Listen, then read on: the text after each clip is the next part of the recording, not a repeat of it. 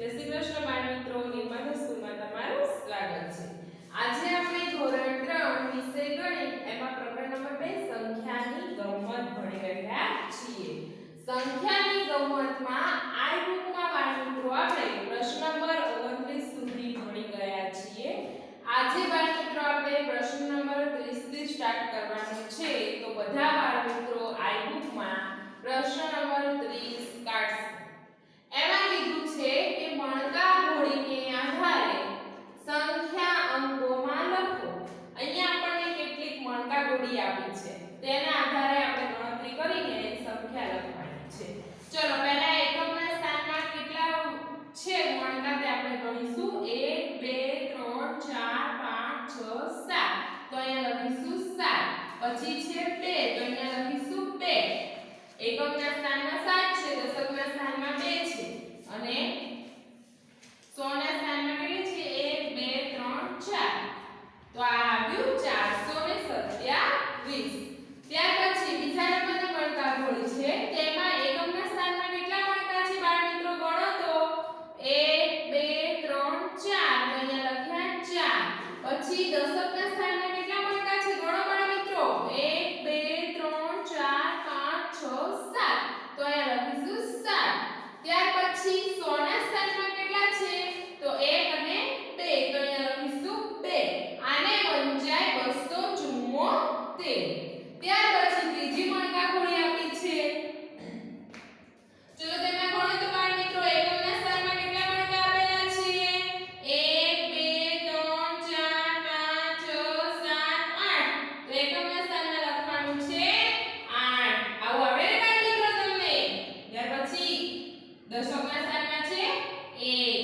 ત્યાર પછી 100 ના સ્થાનમાં કેટલા છે તો 1 2 3 4 5 6 7 8 તો અહીંયા લખવાના 8।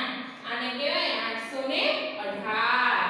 ચલો ત્યાર પછીની મણકા ઘોડી છે ચોથા નંબરની, ચલો એમાં ગણીએ એકમના સ્થાનમાં કેટલા મણકા છે ગણો ચલો બાળ મિત્રો મારી સાથે 1 2 3 4 5 તો અહીંયા લખ્યા 5।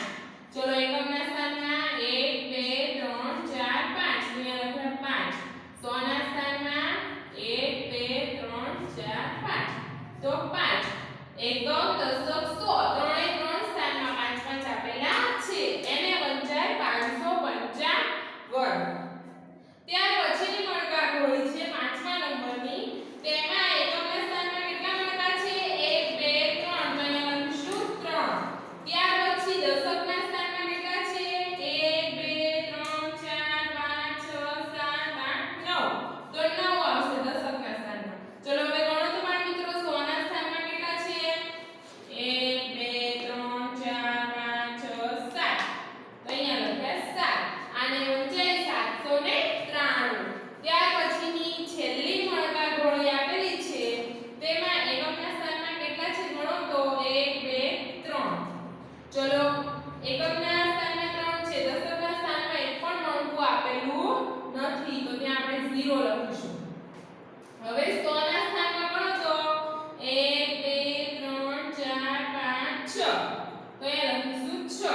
આને વંચાય 603। ચલો મણકા ઘોડીના આધારે તમને અંક લખતા આવડ્યા બાળ મિત્રો? સરસ। હવે ત્યાર પછી આપણે પ્રશ્ન નંબર 31 ઉપર જવાનું છે, તેમાં કીધું છે ખાલી જગ્યા પૂરો। આમાં પણ તમારે એકમના સ્થાનમાં કયો અંક છે, દશકના સ્થાનમાં કયો અંક છે ને એકમના સ્થાનમાં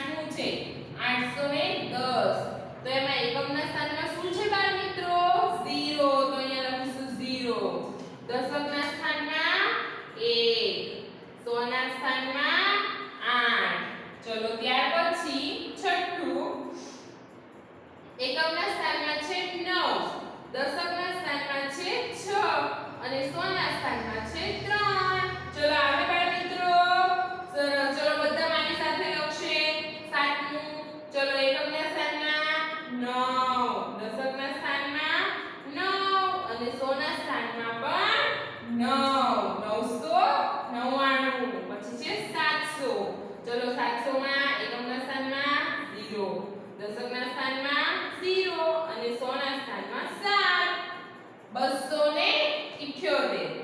ચલો એકમના સ્થાનમાં 8 દશકના સ્થાનમાં 7 100 ના સ્થાનમાં 2 ત્યારબાદ છે દસમું 622. ચલો એકમના સ્થાનમાં 2 દશકના સ્થાનમાં 2 અને 6 છે એ 100 ના સ્થાનમાં છે. ચલો તમને આવી રીતે ખાલી જગ્યા પૂરતા આવડે બાળ મિત્રો? ત્યાર પછી છે સ્થાન કિંમત શોધો. જે આપણે બેઝિક ગણિત કર્યું તેમાં આપણે શીખી ગયા સ્થાન કિંમત. હવે આપણે આ રિવિઝન થાય છે એમાં તો આપણે શીખી જ ગયા છીએ અને હવે આપણે અભ્યાસક્રમમાં શીખીએ છીએ. અહીંયા કીધું છે પ્રશ્ન નંબર 32 સ્થાન કિંમત શોધો. અહીંયા આપણને સંખ્યા આપી છે.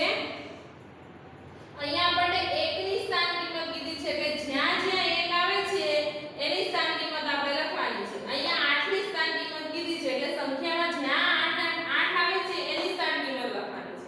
અને 9 ની સ્થાન કિંમત તો જ્યાં 9 આવે છે ત્યાંની સ્થાન કિંમત લખવાની છે. તો સૌપ્રથમ આપણે 1 ની સ્થાન કિંમત જોઈશું. તો બાળ મિત્રો 1 ની સ્થાન કિંમતમાં આપણે અહીંયા પહેલા નીચે લીટી કરીશું. જ્યાં જ્યાં 1 આવે છે ને ત્યાં. ચલો આ અહીંયા એક પછી એકે સંખ્યા આપેલી છે તો હા એક સંખ્યા આપી છે તો અહીંયા 1 ની પાછળ એક 0 લગાડવાનું. ત્યાર પછી અહીંયા કેટલી સંખ્યા આપી છે? 1 ની પાછળ બે સંખ્યા આપી છે ને 189 છે એટલે બે સંખ્યા છે પાછળ તો અહીંયા 1 ની પાછળ બે 0 લગાડવાના. ચલો અહીંયા 1 ની પાછળ છે કે સંખ્યા નથી તો એની 1 ની 1 જ આવશે પણ 0 એને લાગશે નહીં. ત્યાર પછી અહીંયા 981 એમાં 1 ની સ્થાન કિંમત તો 1 ની પાછળ એક અંક છે નહીં માટે 1 નો 1 જ આવશે. અહીંયા 1 ની પાછળ બે સંખ્યા છે 198 જો 1 ની પાછળ બે અંક આપેલા છે એટલે અહીંયા આપણે 1 ની પાછળ બે 0 લગાડ્યા. અહીંયા છે બાળ મિત્રો 819 તો અહીંયા 1 ની સ્થાન કિંમત શોધવાની કીધી છે તો 1 ની પાછળ એક અંક છે એટલે આપણે 1 ની પાછળ એક 0 લગાડશું. આ થઈ 1 ની સ્થાન કિંમત. હવે આપણે 8 ની સ્થાન કિંમત શોધવાની છે. તો આપણે પહેલા આ 1 ની સ્થાન કિંમત હતી ત્યાં આપણે પહેલા લીટા ભૂસી નાખશું અને પહેલા 8 માં કરીશું. ચલો 8 જ્યાં જ્યાં 8 છે ત્યાં લીટો કરો. ચલો હવે 8 ની સ્થાન કિંમત શોધવાની કીધી છે આપણે. ચલો અહીંયા 8 છે છેલ્લે એકમના સ્થાનમાં છે તો એની પાછળ એકેય સંખ્યા છે નથી તો અહીંયા 8 ના 8 જ આવશે. ત્યાર પછી અહીંયા 8 ની પાછળ એક અંક છે તો 8 ની પાછળ એક 0 લગાડવાનો. ત્યારબાદ અહીંયા 8 ની પાછળ બે અંક છે તો 8 ની પાછળ બે 0 લગાડવાના. આવડે બાળ મિત્રો સ્થાન કિંમત તમને? ત્યાર પછી અહીંયા 8 ની પછી એક અંક છે તો 8 પછી એક 0 લગાડવાનો. અહીંયા 8 પછી એક પણ સંખ્યા નથી તો 8 ના 8 જ આવશે.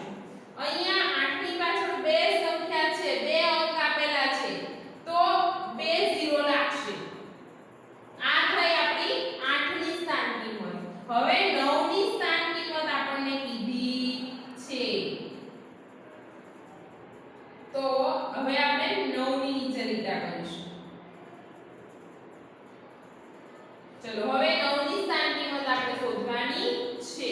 તો અહીંયા 9 છે 9 પછી કેટલા અંક આપેલા છે બાળ મિત્રો? બે અંક છે તો 9 પછી આપણે બે 0 લગાડવાના. ત્યાર પછી અહીંયા 9 પછી એકેય અંક છે નથી તો 9 ના 9 જ આવશે. અહીંયા 9 પછી એક અંક છે તો 9 પછી એક 0 લગાડવાનો. 9 પછી